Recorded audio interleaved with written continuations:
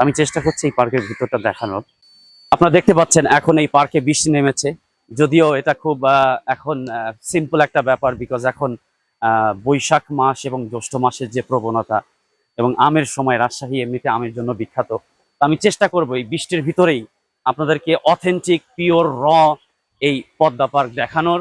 এবং এই পদ্মা পার্কটি দীর্ঘ 12 কিলোমিটার জুড়ে রাজশাহী শহরের সাথে সংযুক্ত, যেটা বলনপুর থেকে বড়কুঠি এবং পঞ্চপুর হয়ে পঞ্চগড় থেকে সাতবাড়িয়া পর্যন্ত বিশিষ্ট, এবং যার দৈর্ঘ্য কমপক্ষে 12 kilometre.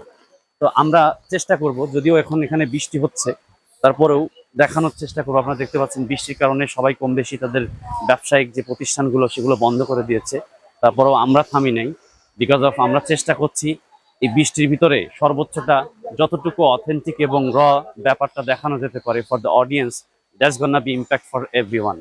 So you can see that everywhere there is so many stool, there is so many store, and all the people they are sitting here and they try to spend their time with their family